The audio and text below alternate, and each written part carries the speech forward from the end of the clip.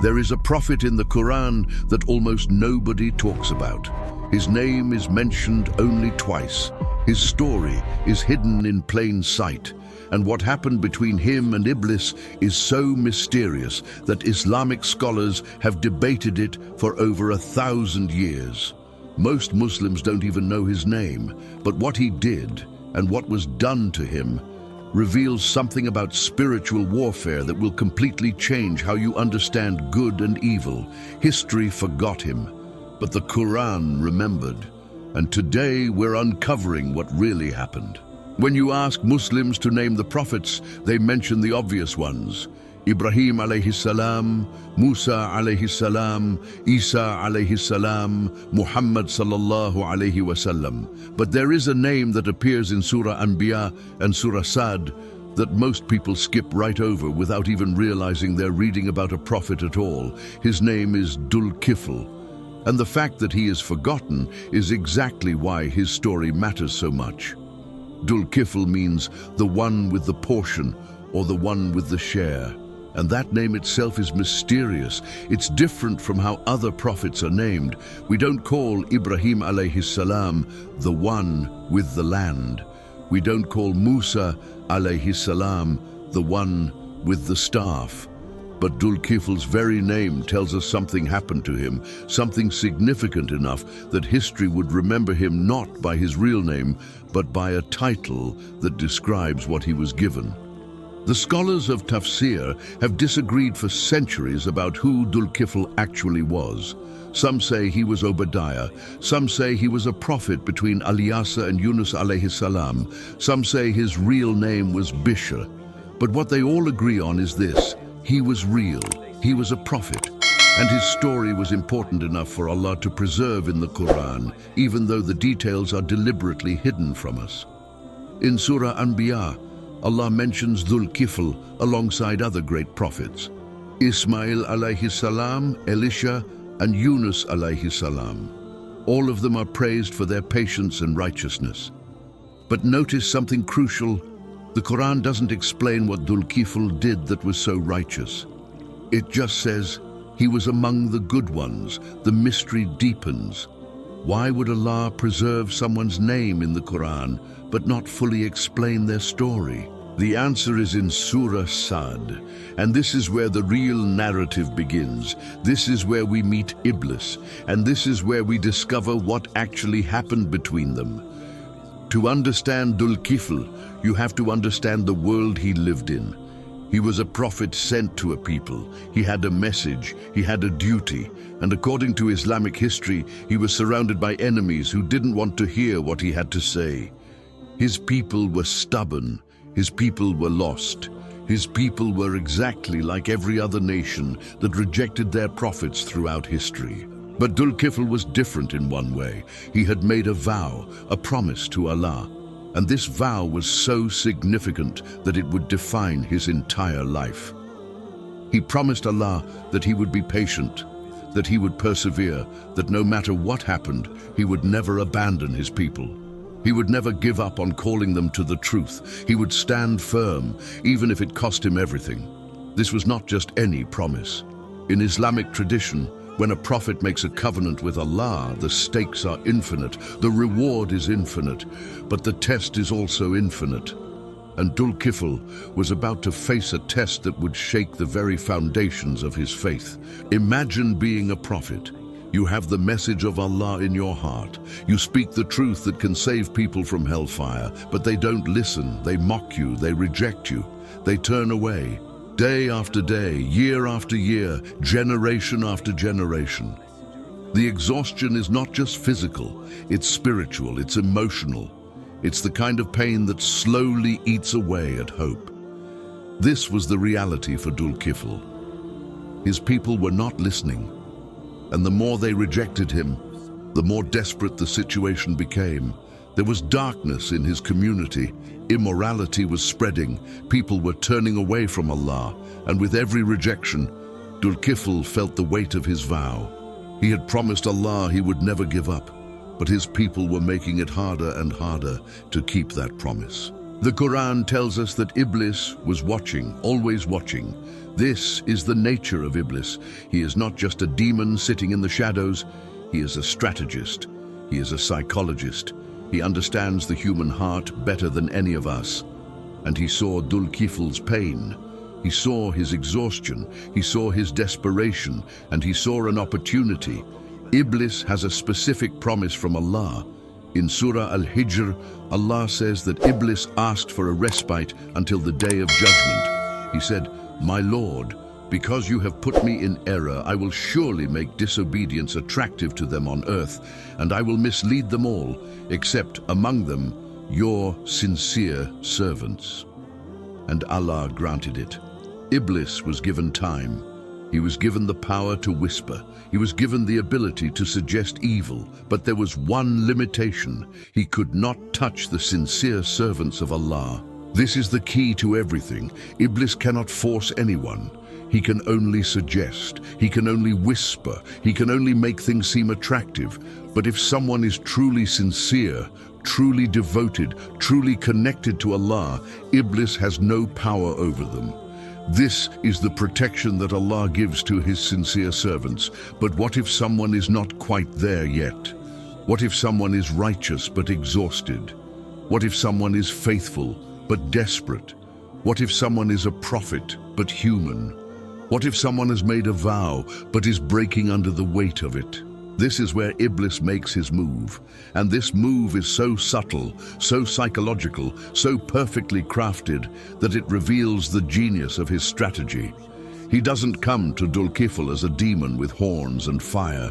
He comes as a thought, a whisper, a suggestion that feels almost reasonable, almost merciful, almost wise.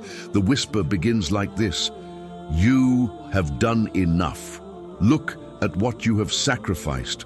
Look at how much you have suffered. Look at your people. They don't want to listen. They will never change. You are exhausting yourself for nothing. You have kept your promise. You have tried your best. Surely Allah will not blame you if you rest now. Surely Allah understands your pain. Why must you continue?" This is the weapon of Iblis. Not force, not obvious evil, but a suggestion wrapped in logic, a temptation wrapped in mercy, a lie wrapped in what almost feels like truth. And this whisper is designed to make Dhul-Kifl question the very foundation of his vow, to make him reconsider his commitment, to make him think that maybe, just maybe, it's time to give up. The pressure builds, days pass, weeks pass. The whisper doesn't stop. It gets stronger, it gets more sophisticated. It adapts to Dhul-Kifl's thoughts. It finds the cracks in his resolve.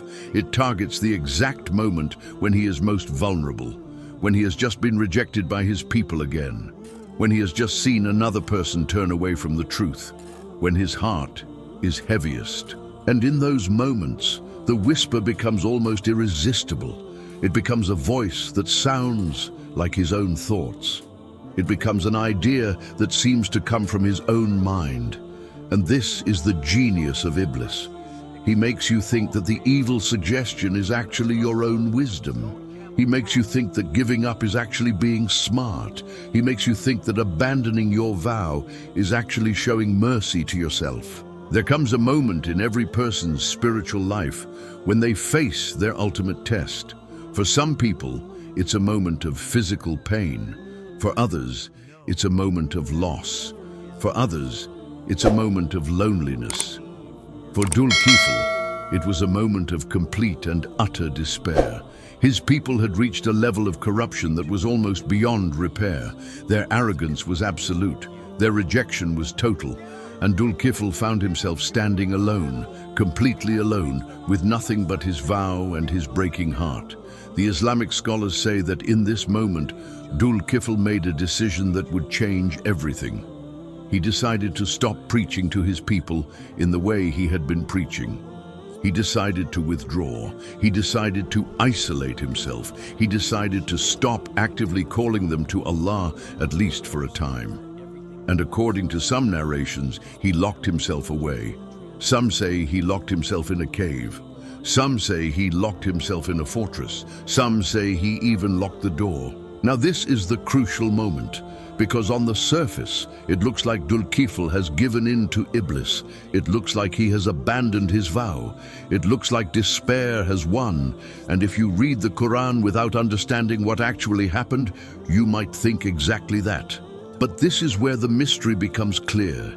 This is where we understand what Dhul-Kifl actually did. What Dhul-Kifl did was not give up on his vow.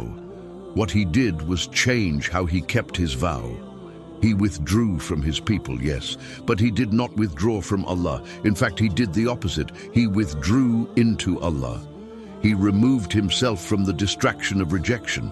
He removed himself from the pain of being constantly mocked, and he focused entirely on his relationship with his Lord. The Islamic narrations tell us that during this period of isolation, Dhul-Kifl spent his time in worship. He prayed, he fasted, he remembered Allah, he read the scripture, he called upon his Lord in the depths of the night, and in doing so, he transformed his isolation into something beautiful.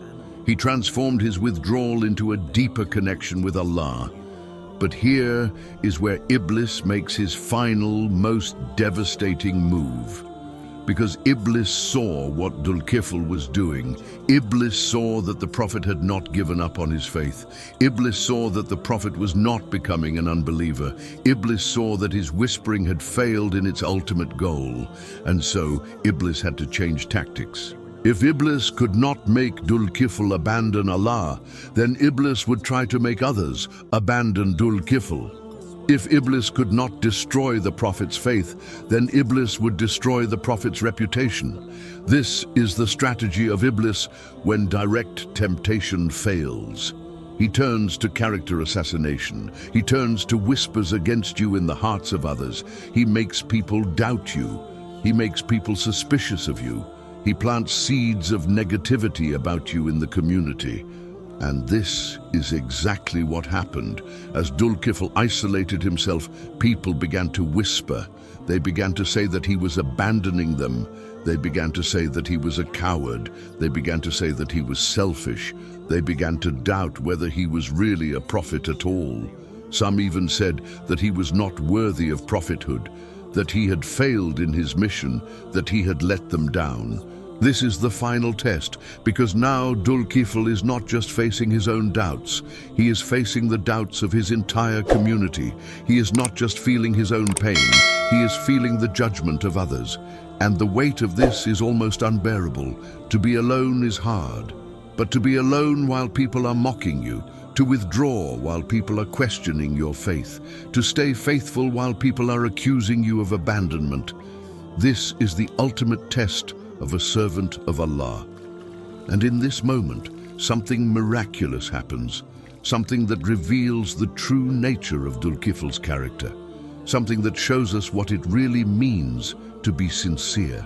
The Quran tells us something about Dhul-Kifl that seems small, but is actually enormous. In Surah Sad, Allah says, "And Ismail alayhi salam and Elisha and Dhul-Kifl all were among the patients." And then Allah adds, "We had mercy upon them. Indeed, they were among the righteous." Notice that word, patient, sabirin. The Quran is not just saying that Dhul-Kifl was good. The Quran is saying that he was patient, extraordinarily patient. The kind of patience that comes from a heart that has surrendered completely to Allah.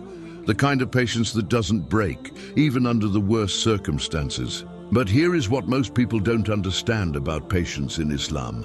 Patience is not passivity. Patience is not a weakness. Patience is not acceptance of injustice. Patience is active. Patience is powerful.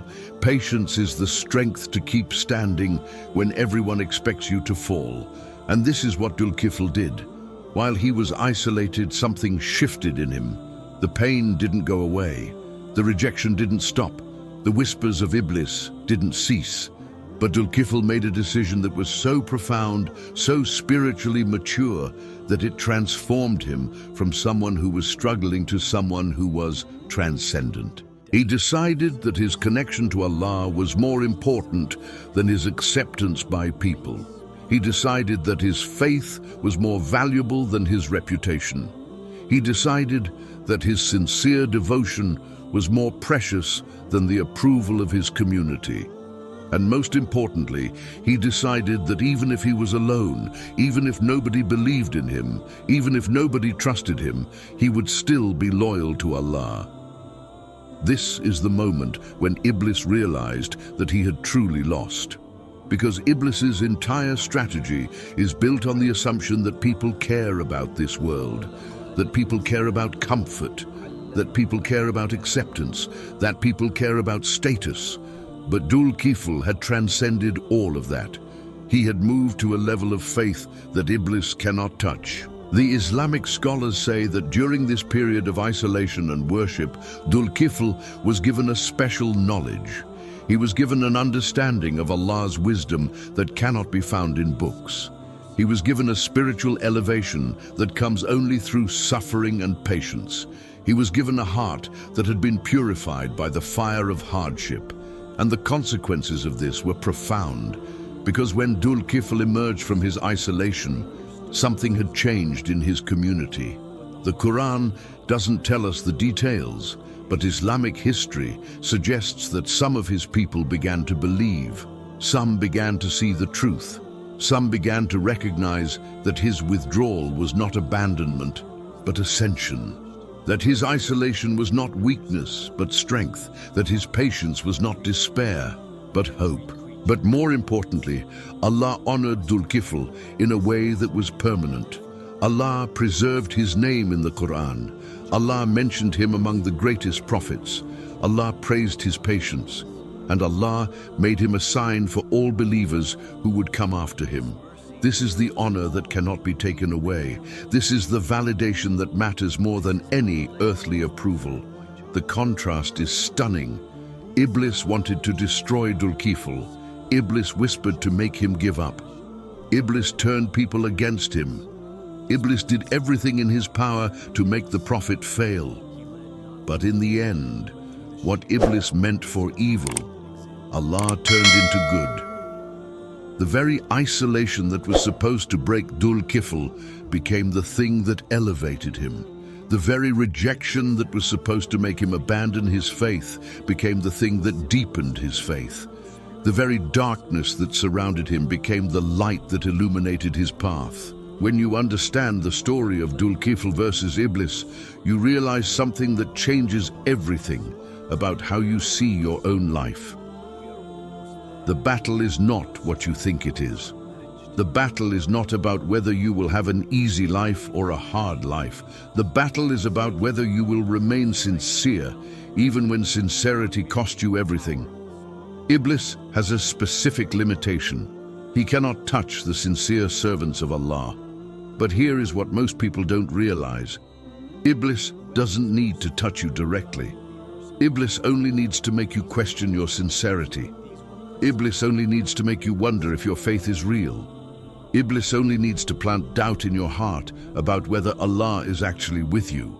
Once you start doubting your own devotion, once you start questioning whether your sacrifices are worth it, once you start thinking that maybe giving up is the wise thing to do, then Iblis has already won, because you have done his work for him. This is why the story of Dhul-Kifl is so important, because it shows us that the test is not external, the test is internal. The real battle is not between you and your circumstances. The real battle is between your highest self and your lowest self, between the part of you that wants to serve Allah and the part of you that wants to escape pain, between the commitment you made to Allah and the pressure to break that commitment.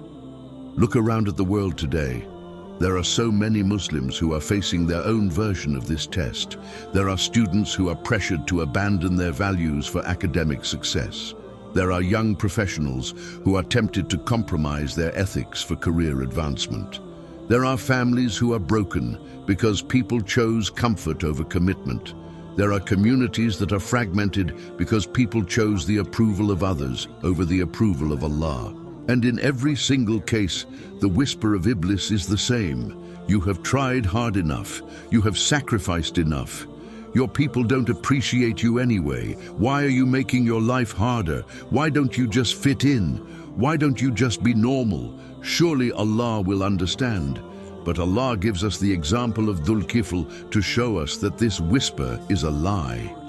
Allah shows us that there is a way to face this test and not just survive it, but transcend it.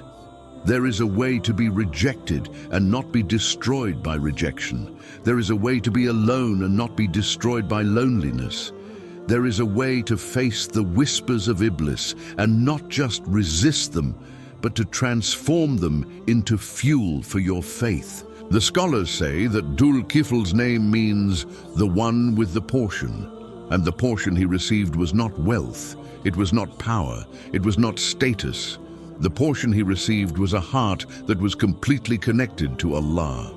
The portion he received was a faith that had been tested and proven.